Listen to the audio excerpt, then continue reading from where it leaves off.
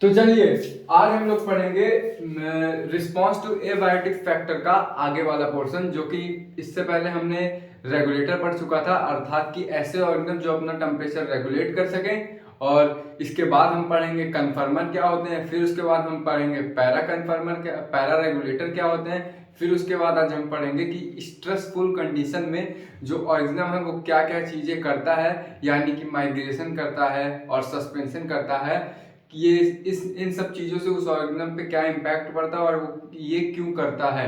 तो सबसे पहले हमने पुराने वाले लेक्चर में ये देखा था, यहाँ पे आज का 4th लेक्चर है इस चैप्टर का और डेट है 27। तो देखो उस दिन हमने ये पढ़ा था कि हमारे जो रेगुलेटर होते हैं, ये रेगुलेटर क्या करते हैं, रेगुलेटर जो होते हैं रजिस्ट करते हैं, अर्थात कि ये रोकते हैं किसी चीज को चेंज होने से, अर्थात ये अपना इंटरनल जो टेम्परेचर होता है, इंटरनल इन्वायरमेंट का जो टेम्परेचर होता है उसको रजिस्ट करते हैं। ठीक है, अब उसके बाद हम आते हैं नए टॉपिक पे जो हमको आज पढ़ना है, और वो टॉपिक है कन्फर्मर। फिर उसके बाद हमने एलेंस रूल भी पढ़ा था, जो कि याद होगा वो कैसे डिपेंड रहता है कि ऑर्गेनिज्म अगर बड़ा हुआ तो सरफेस एरिया बड़ा रहेगा, तो वो अर्थात कि ट्रॉपिकल रीजन में रहेगा। याद आ रहा है ना? अगर जिसने नहीं देखा वो लेक्चर फिर से देख ले, काफी अच्छा कॉन्सेप्ट मैंने बताया। और एलन रूल वो वीडियो देखोगे तो एलन रूल का हर एक डाउट तुम्हारा चला जाएगा, वो वीडियो अच्छे से देख लेना। अब देखो, अब यहाँ पे जो कन्फर्मर होते हैं, आखिर कन्फर्मर होते क्या हैं? देखो जैसे कि मैंने रेगुलेटर बताया, रेगुलेटर क्या होता है, जो पंखे में लगा हुआ होता है ना, रेगुलेट करते हैं हम पंखे की स्पीड को। तो कन्फर्मर क्या होता है? कन्फर्मर वो होते हैं ना जो कि अपनी बॉडी में चेंज रजिस्टर नहीं कर पाते, अर्थात कि वो बाहर के क्लाइमेट के हिसाब से अपना भी क्लाइमेट, इंटरनल का जो इन्वायरमेंट रहता है वो भी चेंज कर देते हैं। तो क्या मैं ये देख सकता हूं, they do not resist change, अर्थात कि वो कोई भी परिवर्तन नहीं ला पाते और वो क्लाइमेट के हिसाब से अपना भी टेम्परेचर बदल लेते हैं। इतनी बात समझ में आई। कन्फर्मर क्या होते हैं? कन्फर्मर वो होते हैं जो अपना टेम्परेचर बाहर के हिसाब से भी बदल लेते हैं। अब देखो, जो बाहर रहेगा वही उनका अंदर का भी टेम्परेचर रहेगा। अच्छा एक बात बताओ, क्या सारे ऑर्गेनिज्म कन्फर्मर होंगे?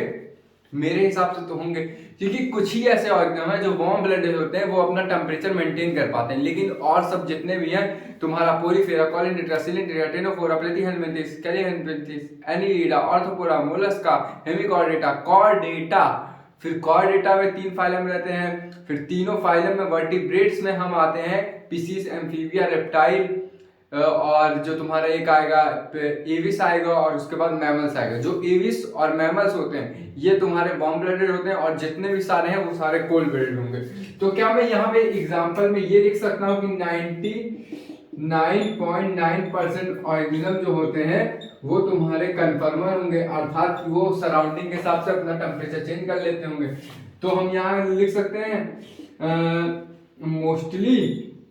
देखो बायोलॉजी में कोई भी चीज ऑल नहीं रहती, बायोलॉजी में बहुत कम चीज जहाँ चीज होती है जो ऑल पे होती है, मतलब कि सारी चीज। एक्सेप्शन देखो कहीं ना कहीं होगा।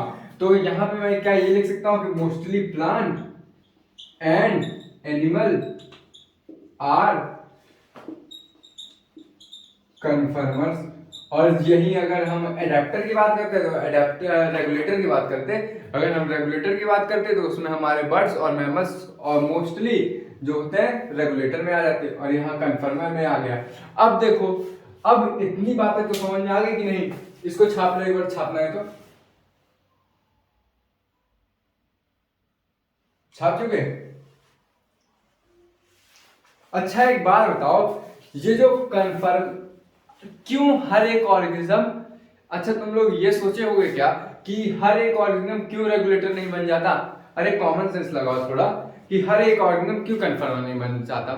थोड़ा सोचो, हम ही लोग क्यों वार्म ब्लडेड हैं? क्यों हर एक ऑर्गेनिज्म जो है यहाँ पे इस पृथ्वी पे क्यों वार्म ब्लडेड नहीं है? थोड़ा कॉमन सेंस वाली बात है कि सारे ऑर्गेनिज्म भी काहे नहीं वार्म ब्लडेड? वार्म ब्लडेड होने में खराबी क्या थी? अरे सही था ना कि वार्म ब्लडेड रहोगा तो तुम्हारा टेम्परेचर कांस्टेंट रहेगा, और जब टेम्परेचर कांस्टेंट रहेगा तो तुम्हारी मेटाबॉलिक रिएक्शन अच्छी चलेगी। और मेटाबॉलिक रिएक्शन कब अच्छी चलेगी? जब एंजाइम प्रॉपर वर्क करेगा।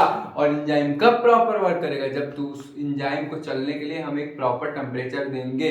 तो एक बात बताओ, इस दुनिया में हर एक ऑर्गेनिज्म है वो क्या नहीं चाहता होगा कि हमारा टेम्परेचर कांस्टेंट रहे? वो क्या नहीं चाहता होगा? चाहता होगा। अगर मैं होता तो मैं तो चाहता कि मेरा टेम्परेचर फिक्स रहे। अब तुम ही सोचो, बार बार तुम्हें तवे पे रख दिया जाए, बार बार तुम्हें बर्फ पे रख दिया जाए, क्या तुम्हें अच्छा लगेगा? तुम सोचोगे कि यार मेरा टेम्परेचर कांस्टेंट रहता, मुझे कोई फर्क ही ना पड़ता। लेकिन क्यों ये सब मोस्टली प्लांट और मोस्टली एनिमल जो होते हैं, मैक्सिमम जो होते हैं, वो क्यों ऐसा नहीं कर पाते? क्योंकि यार जो तुम्हारा ये प्रोसेस होता है ना, कन्फर्मर रेगुलेटर वाला, जो आप अपना टेम्परेचर रेगुलेट कर लेते हैं, वो बहुत ही एक्सपेंसिव होता है। तो अर्थात मैं ये बोल सकता हूँ कि it is very expensive process. अर्थात कि ये बहुत ही एक्सपेंसिव प्रोसेस है। कैसा? पैसे में नहीं, एनर्जी में। क्योंकि ये जो प्रोसेस होता है ना, ये बहुत ही ज्यादा एक्सपेंसिव प्रोसेस होता है। इसमें काफी ज्यादा एनर्जी लगती है। और जो और सारे ऑर्गन होते हैं, जैसे प्लांट हो गया और सब एनिमल्स हो गए, ये उतनी एनर्जी बना ही नहीं पाते। जब तक वो बनाएंगे ही नहीं तो उनका कहाँ से बन पाएगा भाई? रेगुलेटर वो कैसे बन पाएंगे? क्योंकि रेगुलेटर बनने के लिए एक काफी लार्ज अमाउंट में एनर्जी जरूरत पड़ती है रेगुलेटर बनने के लिए। तो ये लोग क्या करते हैं, जो मोस्टली प्लांट बनाने, ये बोलेंगे जाने दो भैया, हमको नहीं बनना, हमको एनर्जी लॉस्ट नहीं करनी है। और हम लोग क्या करते हैं, हम एनर्जी इतनी ज्यादा हमारे अंदर एनर्जी रहती है कि हम सोचते हैं कि हम वार्म ब्लडेड बन जाए, अर्थात कि हम अपना टेम्परेचर फिक्स कर सकें। तभी हम लोग क्या करते हैं, वार्म ब्लडेड हो जाते हैं। और जो बाकी प्लांट्स और एनिमल्स रहते हैं, वो क्या करते हैं, उनके पास एनर्जी उतनी नहीं बनती है उनके बॉडी के अंदर, तो सोचते हैं कि जाने दो, हम अपना गुजारा कोल्ड ब्लडेड करके कर लेंगे। अब इसके काफी बेनिफिट्स भी होते हैं। अब क्या क्या बेनिफिट होंगे जो कि तुम कॉमन सेंस लगाओगे? बेनिफिट इसके क्या क्या होंगे? अगर हमारा टेम्परेचर कांस्टेंट रहेगा तो हमारे एंजाइम प्रॉपर वर्क करेंगे, एंजाइम प्रॉपर वर्क करेंगे तो मेटाबॉलिक रिएक्शन से बढ़िया चलेगी। अगर मेटाबॉलिक रिएक्शन बढ़िया चलेगी तो फिजियोलॉजिकल प्रोसेस बढ़िया चलेगी। और अगर फिजियोलॉजिकल प्रोसेस बढ़िया चली तो हमारे सर्वाइवल और रिप्रोडक्शन के चांसेस बढ़ जाएंगे। अच्छा, एक तुमको फैक्ट की बात बता रहा हूँ, इस धरती में इंसान बस दो कामों के लिए आए, एक सर्वाइवल और रिप्रोडक्शन, अर्थात कि खाओ पियो और जनसंख्या बढ़ाओ। ऐसा मैं नहीं कहता, ऐसा तुम्हारी एनसीईआरटी कहती है, चैप्टर 1 लिविंग वर्ल्ड में लिखा होगा। कहाँ लिखा है तुम खुद ढूंढना, फिर मुझको कमेंट करके बताना। तो देखो, ये बहुत ही एक्सपेंसिव प्रोसेस होता है और इसके काफी बेनिफिट भी होते हैं। और हर एक ऑर्गन के बस की बात नहीं रहती कि वो इतना एनर्जी अपने बॉडी का टेम्परेचर मेंटेन करने में लगा सके, और ये काफी बेनिफिट भी रहता है। और सब क्या ऑर्गन होंगे, उनको कोई भी टेम्परेचर दे तो वो ऐसे ही उसी माहौल में ढल जाएंगे और वहां के हिसाब से अपना एंजाइम को बना लेंगे। तो उसी हिसाब से वो अपना मेटाबॉलिक रिएक्शन भी उनका बदलता रहता है। तो एक तरीके से देखो, संसार में स्टेबल चीजें ज्यादा अच्छी होती हैं, लेकिन अनस्टेबल चीजें अच्छी नहीं होती। तुम क्या चाहोगे कि मैं स्टेबल बनूं कि अनस्टेबल बनूं? अगर अनस्टेबल बनूंगा तो सबसे रिएक्ट कर लूंगा, लेकिन स्टेबल बनूंगा तो सबसे किसी से रिएक्ट नहीं करूंगा। तो वैसे यहाँ पे भी लॉजिक है, जो हमारी ये होती है एक्सपेंसिव प्रोसेस होगा, और यहाँ पे इसका बेनिफिट क्या है, अगर हमारा टेम्परेचर कांस्टेंट रहा तो मेटाबॉलिक रिएक्शन अच्छी चलेगी। इतनी बात समझ में आ गया? अब उसके बाद अब देखो पैरा रेगुलेटर क्या होता है। देखो, नाम से पकड़ने की कोशिश करो, बायोलॉजी में हर चीज नाम से पकड़ने की कोशिश क्या, रटोगे तो भूल जाओगे, रटने वाला देखो तुमको याद बात नहीं हो पाएगा। अब तुम पैरा रेगुलेटर देखो, रेगुलेटर मतलब तुमको पता है कि ऐसा कोई ऑर्गेनिज्म जो कि अपना टेम्परेचर मेंटेन कर सके, वो क्या होते हैं, रेगुलेटर। ठीक है, ये हो गए रेगुलेटर तुम्हारे। अब यहाँ पे तुमने लगा दिया पैरा रेगुलेटर। अब देखो पैरा रेगुलेटर क्या होता है, पैरा मतलब पार्शियल, इसका यहाँ पे फुल फॉर्म लिख देना, पार्शियल या फिर पार्शियली। पार्शियल रेगुलेटर का मतलब क्या होता है, पार्शियल रेगुलेटर का मतलब ये होता है कि उनका एक फिक्स पीरियड ऑफ टाइम रहेगा, उनका एक फिक्स पीरियड ऑफ टाइम रहेगा। उस मतलब टाइम क्या, टेम्परेचर रहेगा उतना फिक्स। अगर उस टेम्परेचर से हमने उनको ज्यादा टेम्परेचर दे दिया तो क्या करेंगे, अपना टेम्परेचर बदल लेंगे। जैसे मान लो कि उनका टेम्परेचर फिक्स होगा कि वो 20 से 40 डिग्री पे वो अपना टेम्परेचर मेंटेन कर सकते हैं। जैसे 37 डिग्री हमारा कांस्टेंट हुआ तो हमारे अंदर मान लो एक कैपेसिटी आ गई कि हम माइनस बोल रहा हूँ, 20 और 40 के बीच में हमारा टेम्परेचर अगर बाहर का था तभी हम अपना अंदर का मेंटेन कर पाएंगे, अर्थात कि हम तभी अपना मेंटेन कर पाएंगे। अगर उससे थोड़ा सा भी ज्यादा हुआ तो क्या होगा, हमारा जो टेम्परेचर बढ़ जाएगा और हमारी एंजाइम इधर उधर तहस महस हो जाएगी, जो कि हमारा टेम्परेचर फिर बाहर के हिसाब से बदलने लगेगा। लेकिन पैरा रेगुलेटर में यही होगा कि हमारा जो टेम्परेचर फिक्स रहेगा, मतलब अगर उस रेंज से जरा सा भी आगे गया या उस रेंज से जरा सा भी पीछे गया तो हम क्या करेंगे, कन्फर्मर की तरह एक्ट करने लगेंगे। वरना हम पार्शियल रेगुलेटर इसलिए कहेंगे क्योंकि हम एक पर्टिकुलर टेम्परेचर के बीच अपना टेम्परेचर रेगुलेट कर सकते हैं इंटरनल का, लेकिन अगर उससे बाहर गया, उससे कम गया, तो हम क्या हो जाएंगे, कन्फर्मर हो जाएंगे। ठीक है, तो जरा एनसीईआरटी ने एक अपना वो दिया है, क्या बोलते हैं, ग्राफ दिया है। जरा इस ग्राफ को देखना, क्योंकि ये नीट में और साथ में क्या बोलते हैं सीबीएसई में आया हुआ क्वेश्चन है। ये मान लो तुम्हारा इंटरनल टेम्परेचर हुआ, ठीक है, ये तुम्हारा इंटरनल टेम्परेचर हुआ, और यहाँ पे 10 हो गया, 20, 30, 40, 50, 60 हो गया, और यहाँ पे मान लो 10, 20, 30, 40, 50 और 60 हो गया। अब देखो हमारे बॉडी का जो टेम्परेचर होता है वो क्या होता है, कांस्टेंट। तो ये जो यहाँ से हम सीधी लाइन खींच सकते हैं कि हमारा टेम्परेचर चाहे जितना बढ़ाओगे कांस्टेंट रहेगा। अब ये मत बोलना कि 100 पे बढ़ा दो, 100 पे बढ़ाओगे जल हो जाओगे, बे पगला गए हो क्या, भट्टी पे रख देंगे जल हो जाओगे। अब ऐसा नहीं है कि तुमको भट्टी पे रख दिया और तुम बोलोगे नहीं हम तो रेगुलेटर हैं, हम रेगुलेटर, हमको कुछ नहीं होगा, हमारा टेम्परेचर 37 रहेगा, ऐसा नहीं है, एक लिमिट होती है। फिर देखो ये तुम्हारा जो हो गया, लाइन शो कर दिया रेगुलेटर की लाइन को, किसको शो करा, रेगुलेटर को। अब देखो जरा पैरा रेगुलेटर की देखना, यहाँ पे मैंने क्या बताया था 20 से 40, तो ये लाइन तो ऐसे जाएगी, लेकिन क्या होगा कि ये ऐसे चली जाएगी, अर्थात यहाँ पे ये समझ में आ रहा है कि यहाँ पे 30 से लेके 60 तक का ये टेम्परेचर मेंटेन कर लेगी, अर्थात कि कांस्टेंट रहेगा इसका टेम्परेचर। लेकिन उससे जरा सा भी कम हुआ या इससे जरा सा भी ज्यादा हुआ तो ये टेम्परेचर क्या किसकी तरह करने लगेगा, किसकी तरह होने लगेगा, बिहेवियर इसका किसकी तरह शो करेगा, कन्फर्मर की तरह। एक्सटर्नल के हिसाब से अपना इंटरनल भी चेंज करने लगा। लेकिन अगर 30 से 40 के बीच में देखो एक फिक्स रहता है, हर एक ऑर्गेनिज्म का अलग अलग रहता है, ये कोई फिक्स नहीं रहता कि मतलब इतने के बीच में हो सकता है। हर एक ऑर्गेनिज्म का अलग अलग जो पैरा रेगुलेटिंग टेम्परेचर होगा, जो कि पैरा रेगुलेटिंग में आते होंगे, उनका हर एक ऑर्गेनिज्म का अलग अलग होता होगा। तो ये हमारी लाइन जो शो करेगी, ये किसको शो करेगी, पैरा रेगुलेटिंग को, समझ गए ना। अब देखो बचा हमारा कौन सा, कन्फर्मर। कन्फर्मर का भैया क्या होगा, ये फच लाइन भाई सीधी खींच दिया, वाह, ये हमारा होगा कन्फर्मर। अब तुम सोचोगे स्ट्रेट लाइन, अरे भाई कॉमन सेंस, यहाँ पे जैसे ही टेम्परेचर बढ़ता गया यहाँ पे ये भी बढ़ता गया, तो अर्थात ये देखो अगर 10 पे गया तो ये भी 10 पे गया, अगर 20 पे गया तो ये भी 20 पे गया, 30 पे गया तो ये भी 30 पे गया। समझ में आया, ये ग्राफ बहुत इंपॉर्टेंट है, सीबीएसई का आया हुआ क्वेश्चन है, तो इसको छाप लो फट्टे से। हो गया, स्क्रीनशॉट ले लिए। चलो अब इसके बाद हम ये पढ़ेंगे कि हम अगर मान लो कि अगर स्ट्रेसफुल कंडीशन आ जाए, मान लो तुम्हारा मन नहीं है रेगुलेट करने का टेम्परेचर, या फिर तुम कन्फर्मर हो, ठीक है, या फिर पैरा रेगुलेटर हो, और मान लो तुम्हारा मन नहीं है अपना टेम्परेचर रेगुलेट करने का, या फिर तुम्हारा मन नहीं है कि कन्फर्मर की तरह बिहेव करने का, तो तुम क्या करोगे।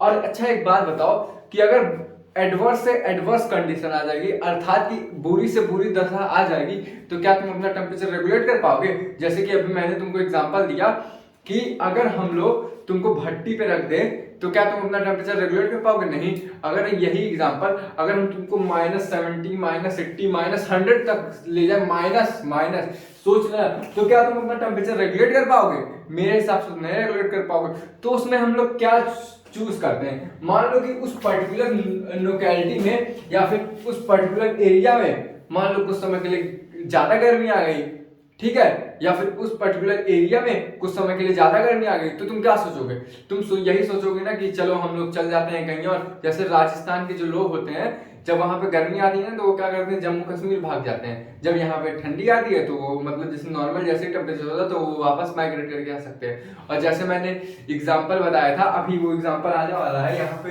उस एग्जांपल का अच्छे से समझाऊंगा कि वो एग्जांपल जो मैंने रसिया का बढ़ने बताया था, रसिया की एक बर्ड होती है जो कि राजस्थान के कुलदेव नेशनल पार्क में आती है। जब वहां का टेम्परेचर लो हो जाता है, याद आया कि नहीं, अभी मैं अच्छे से बताता हूँ। तो देखो अगर मान लो कि एक स्ट्रेसफुल कंडीशन आ गई, अर्थात कि ऐसी कंडीशन आ गई जो बुरी से बुरी हो, तो क्या होगा उसमें, देखो या तो वो कंडीशन कहाँ पे आ सकती है, एक पर्टिकुलर लोकलाइज्ड एरिया में आ सकती है, या फिर एक पर्टिकुलर लोकलाइज्ड एरिया में आएगी, अर्थात कि ऐसे किसी पर्टिकुलर लोकल एरिया में, जैसे कि मैं सागन में हूँ तो सागन में अगर कोई मतलब टेम्परेचर यहाँ का कम ज़्यादा हो गया, वैसे खैर ऐसे होता नहीं है कहीं पे, लेकिन मान लो कि अगर साकेत का टेम्परेचर लो हो गया तो मैं क्या करूँगा, मैं सोचूंगा कि चला जाता हूँ मैं मुंबई चला जाता हूँ, क्योंकि यहाँ पे भी ठंडी चल रही है तो मुंबई में उतना ठंडी नहीं रहती है, तो क्या मैं मुंबई जा सकता हूँ, हाँ मैं माइग्रेशन कर सकता हूँ। अब मान लो कि हमारा कोई चीज शॉर्ट पीरियड के लिए आ गया या फिर शॉर्ट कंडीशन, जैसे कि ठंडी अगर आई तो ठंडी एक फिक्स पीरियड के लिए आएगी ना, शॉर्ट पीरियड के लिए आएगी, फिर उसके बाद गर्मी आएगी, फिर ऑटम आएगा, फिर स्प्रिंग आएगा। सीजन हमारे यूपी मतलब इंडिया में सीजन हमेशा चेंज होता रहता है, तो शॉर्ट पीरियड ऑफ टाइम के लिए है। अब ऑरिजिनम ने क्या ऐसा जुगाड़ निकाला, अगर मान लो उनका रेगुलेट करने का मन नहीं कर रहा, कन्फर्मर करने का मन नहीं कर रहा या फिर पैरा रेगुलेटिंग करने का मन नहीं कर रहा और स्ट्रेसफुल कंडीशन आ गई, तो ऑरिजिनम एक पर्टिकुलर लोकलाइज्ड एरिया में या फिर किसी शॉर्ट पीरियड ऑफ टाइम के लिए आ गए, तो उन्होंने दो तरीके निकाले। अब वो कौन से दो तरीके थे, अब जरा समझना। उन्होंने एक तरीका निकाला कि हम माइग्रेशन करेंगे, अर्थात कि हम एक जगह से दूसरी जगह जाएंगे, और दूसरा उन्होंने निकाला सस्पेंशन, अर्थात कि वो अपने आप को सस्पेंड कर देंगे। तो सबसे पहले हम समझते हैं माइग्रेशन क्या होता है। देखो माइग्रेशन मतलब कुछ नहीं होता, जैसे मान लो कि ये हमारा रसिया है और रसिया में एक बर्ड रहती है, ठीक है, तो जैसे ही यहाँ का टेम्परेचर लो होगा, मैंने बताया था ये बर्ड का मतलब कहाँ पे रहती है, साइबेरिया नाम का जगह है, साइबेरिया, साइबेरिया नाम की जगह से ये याद करने वाली चीज है, समझ में आया।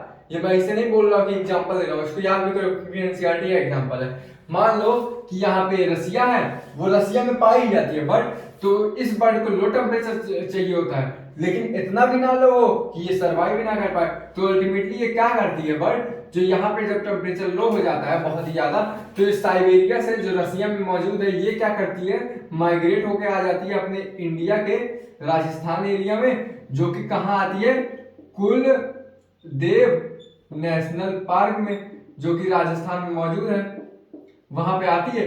और जब एक टेम्परेरी ये होता है, जो माइग्रेशन हम लोग करते हैं ये हमेशा टेम्परेरी होता है, याद रखना, परमानेंट कभी नहीं होता, ठीक है, ये टेम्परेरी माइग्रेशन होता है हमेशा। तो ये कुलदेव नेशनल पार्क में आ जाती है और जैसे ही रसिया का टेम्परेचर नॉर्मल होता है तो ये क्या करती है, फिर वापस यहाँ पे चली जाती है। इतनी बात समझ आएगी माइग्रेशन मतलब क्या होता है। माइग्रेशन एक ऐसा प्रोसेस होता है जो कि टेम्परेरी होता है, जहाँ पे अगर हमारे किसी जहाँ पे हम रह रहे हैं वहां पे टेम्परेचर ज्यादा हो गया या कम हो गया और हम वहां पे बहुत ही ज्यादा स्ट्रेसफुल कंडीशन आ गई उस पर्टिकुलर एरिया में, वहां यहाँ पे या फिर वहां पर्टिकुलर टाइम के लिए एक बहुत ही ज्यादा स्ट्रेसफुल कंडीशन आ गई, तो हम क्या करते हैं, माइग्रेशन करते हैं, ताकि हमें ज्यादा मेहनत ना करनी पड़े, क्योंकि हमने ये पढ़ चुका है कि जो रेगुलेटर होते हैं वो क्या करते हैं, उनमें बहुत ही एनर्जी लगती है, तो हम क्या है एनर्जी वेस्ट करें, हम शांति से चले जाएंगे कहीं पे, जिसके पास पैसा होगा वो जाएगा वैसे।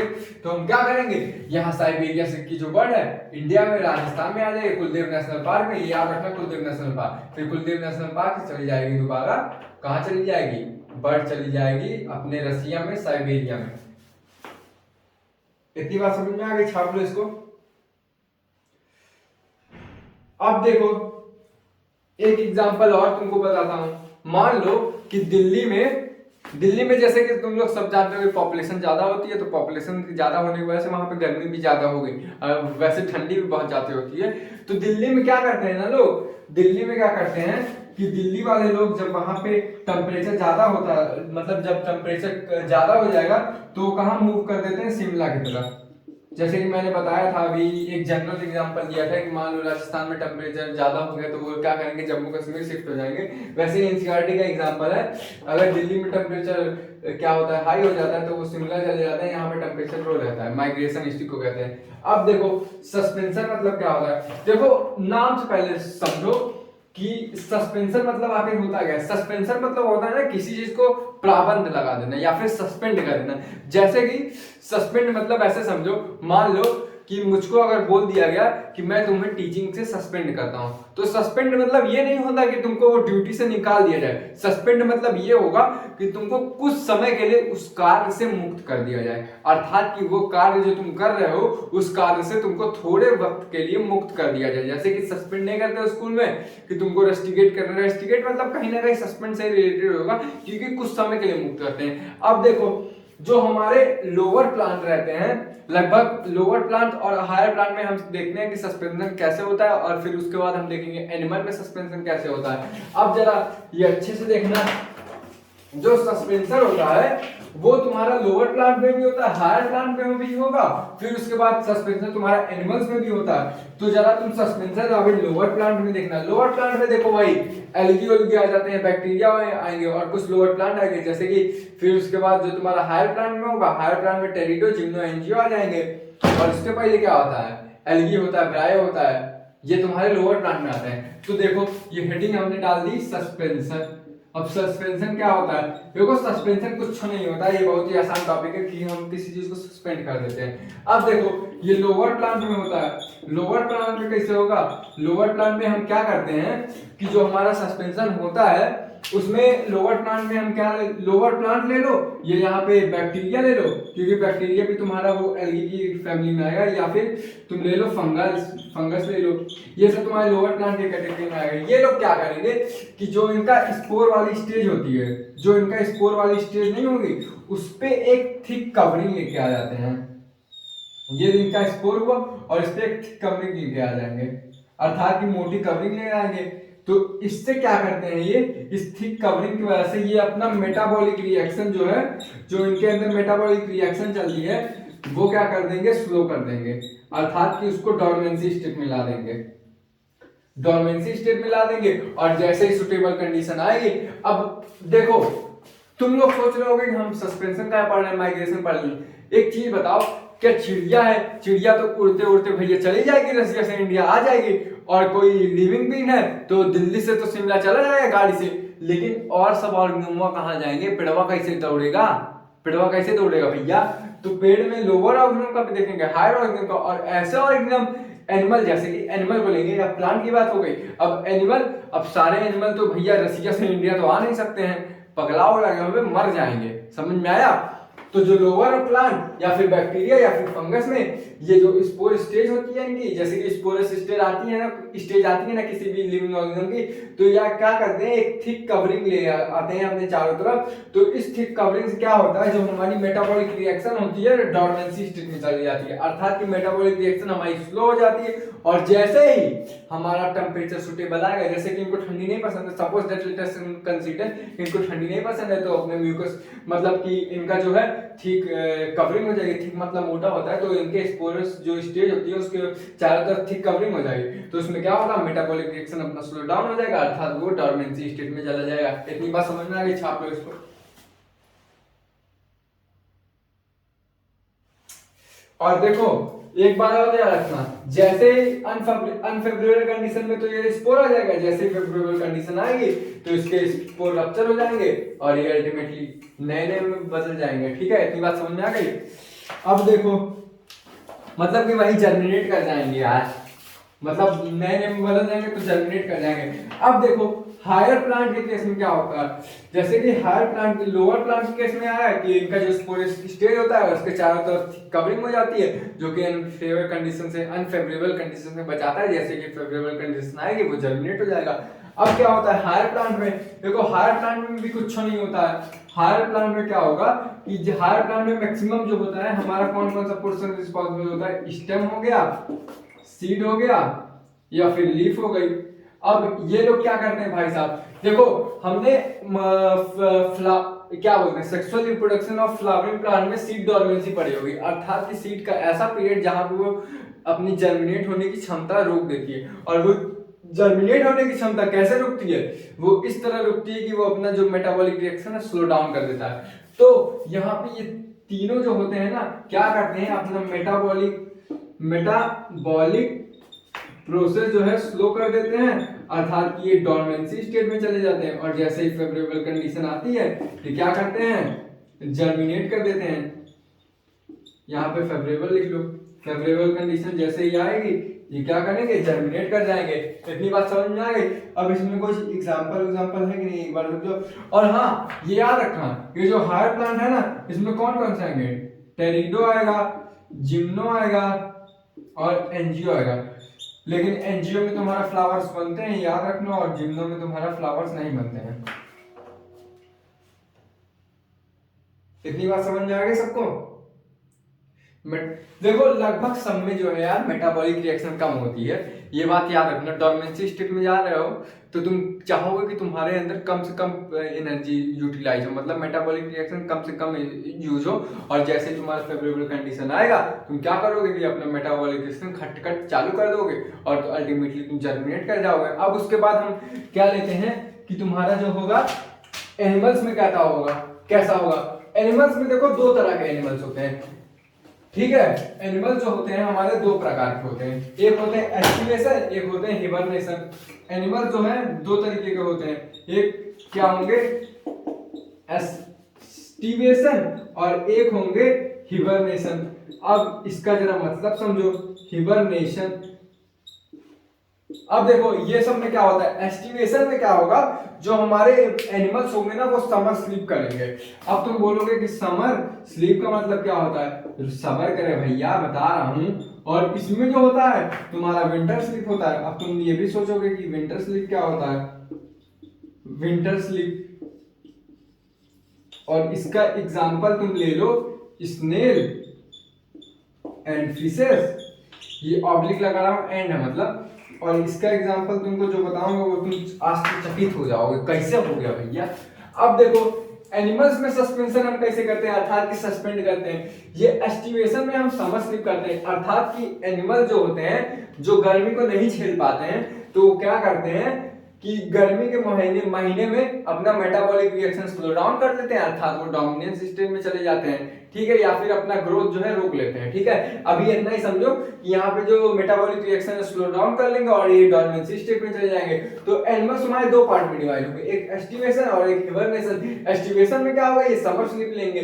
समर स्लीप का मतलब क्या होगा, ये समर के महीने में अपना जो मेटाबॉलिक रिएक्शन स्लो कर देंगे और डोमिनेंस स्टेट में चले जाएंगे। तो इसका मतलब मैं ये कह सकता हूँ कि ये जो समर स्लीप है ये समर वाले को नहीं झेल पा रहे हैं। समझ में आया कि समर वाले को नहीं झेल पा रहे तभी ये समर स्लीप कर रहे हैं, और हिबरनेशन में ये विंटर वाले को नहीं झेल रहे तभी विंटर स्लीप कर रहे हैं।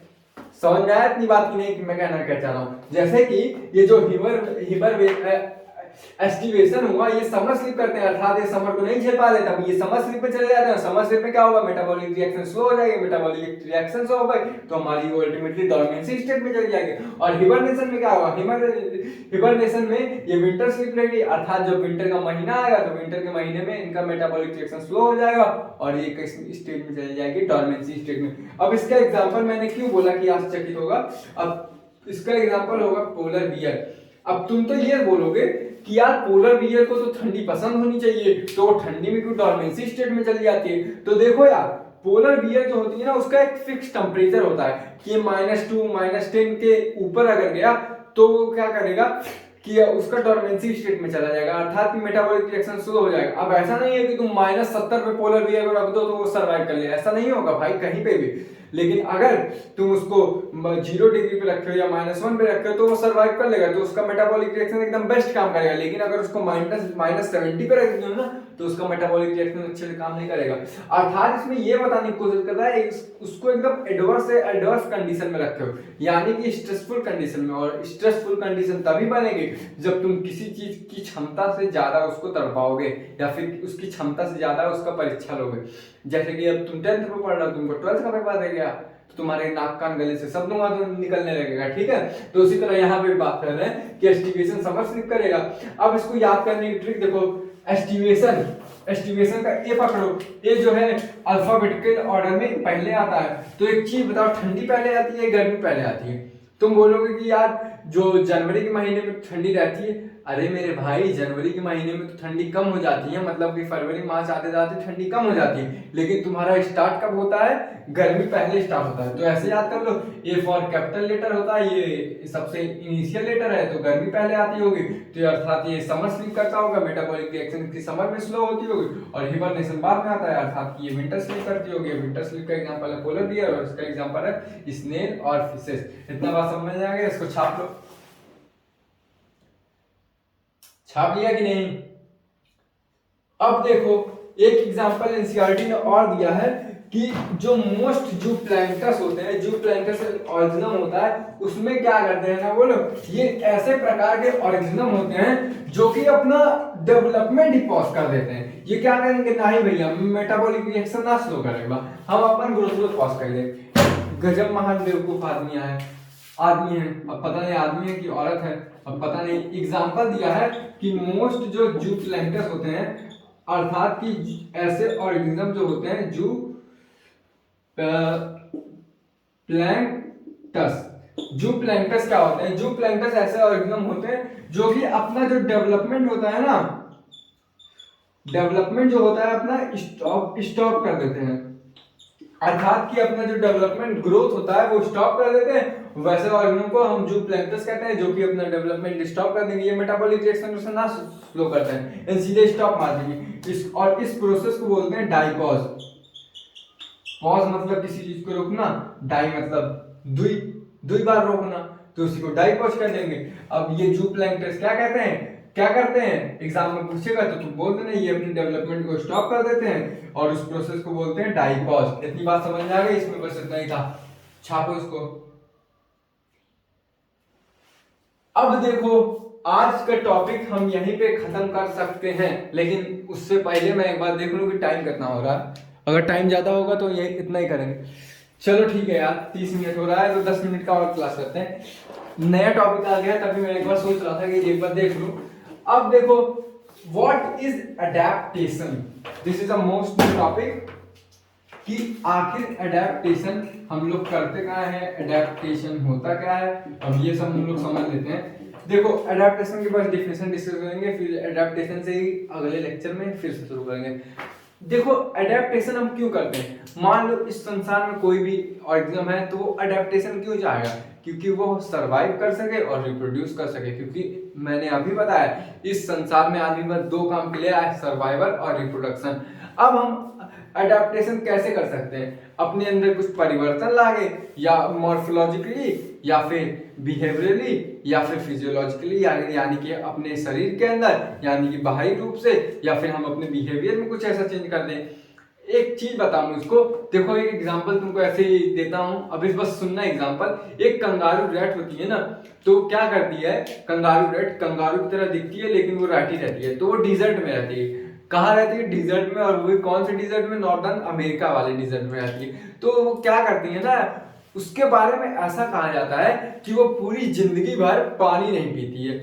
अब तुम बोलोगे बिना पानी पिए वो कैसे जीती है, तो उसके जो फैट होता है ना, इनर फैट, उसमें ऑक्सीडाइजेशन प्रोसेस चलता है। तो उसमें जब ऑक्सीडाइजेशन प्रोसेस चलेगा ना इनर फैट मास के अंदर, उसके अंदर, तो वहां पे क्या होता है कि हमारा बाई प्रोडक्ट के रूप में वाटर निकलता है। तो उसी वाटर को वो पी लेती है और उसका यूरिन जो है बहुत ही कंसंट्रेटेड अमाउंट में रखता है। तो अर्थात मैं ऐसा बोल सकता हूँ कि हम वहां पे अडेप्टेशन कर लिए। जैसे कि मान लो कि तुम पहाड़ पे जा रहे हो, ठीक है, पहाड़ पे जा रहे हो, यहाँ पे पहाड़ पे गए, तो तुम जैसे यहाँ पे जाओगे तो तुम्हारा जो प्रेशर है वो कम होता रहेगा। अर्थात कि तुमको नॉजिया जैसी फीलिंग आएगी, या फिर तुमको जी मचलाएगा, तुमको उल्टी आएगी, तुम्हारे बॉडी में थकावट आएगी। तो ऐसा क्यों होता है, क्योंकि यहाँ पे ऑक्सीजन का लेवल कम होता है। तो अर्थात हम ज्यादा तेज सांस अगर लिए तो वहां पे, क्योंकि यहाँ पे भी लाइफ पॉसिबल है, जो माउंट एवरेस्ट पे लोग रहते हैं, या फिर हिमालय रीजन पे लोग रहते हैं, वो भी सरवाइव कर लेते हैं। तो वहां पे ये लोग क्या करते हैं ना, इस एरिया में अडॉप्ट कर लेते हैं। अर्थात कि वो वहां पे आदत हो जाती है। जैसे कि हम अगर 2-3 दिन लगातार रह लिए ना, तो हमारी भी आदत बन जाएगी, क्योंकि वहां पे रहने पे हम ज्यादा तेज ऑक्सीजन लेंगे, तो ज्यादा ऑक्सीजन हमारे ब्लड में बाइंड होगी। अब ज्यादा ऑक्सीजन ब्लड में बाइंड होगी तो लीवर हमारा ज्यादा ऑक्सीजन लेगा, प्योरीफाई ज्यादा ऑक्सीजन करेगा, तो हमारी बॉडी को अल्टीमेटली हमारे जो जितने भी सेल्स हैं उनको ऑक्सीजन भरपूर मात्रा में मिल पाएगी। क्योंकि यहाँ पे ऑक्सीजन कमी होने लगती है ना। अब यहाँ पे क्या होता है कि ऑक्सीजन हम ले रहे हैं, ज्यादा तेज नहीं लिए, तब भी क्या गया, ऑक्सीजन हमारे लंग्स में गया, लंग्स से तुम्हारा क्या हुआ, बाइंड हो गया ब्लड में, और ब्लड हमारा पहुंचा दिया सेल्स में। लेकिन यहाँ पे क्या होता है, ऑक्सीजन कमी होती है, तभी हमें ऐसे जल्दी जल्दी सांस लेना पड़ता है। और जब हम जल्दी जल्दी सांस लेने लगेंगे तो हमारा क्या होगा कि अल्टीमेटली जो हमारा जो ऑक्सीजन कैरी हो जाता है ब्लड में वो ज्यादा मात्रा में होगा और हमें थकान कम होगी। तो ऐसा नहीं है कि अडेप्टेशन हम लोग यहाँ पे जाके कर लेंगे, लेकिन यही है कि पहले दिन में प्रॉब्लम होगी, लेकिन हाल ही में वो 2-3 दिन में ठीक हो जाती है। इतनी बात समझ में आ गई। तो हम अडेप्टेशन को ये बोल सकते हैं कि अडेप्टेशन एक ऐसा प्रक्रिया है, ऐसा एक प्रोसेस है जिसमें हम क्या करते हैं कि हम एक अपने अंदर चेंज लाते हैं, मॉर्फोलॉजिकली, फिजियोलॉजिकली या फिर बिहेवियरली चेंज लाते हैं, जिसके कारण से हम अपना सर्वाइवल और रिप्रोडक्शन रेट अच्छा कर पाते हैं। तो चलिए आज की बातें यहीं तक, कल की बातें कल करेंगे। जय हिंद, जय भारत। लाइक, कमेंट, सब्सक्राइब कर देना।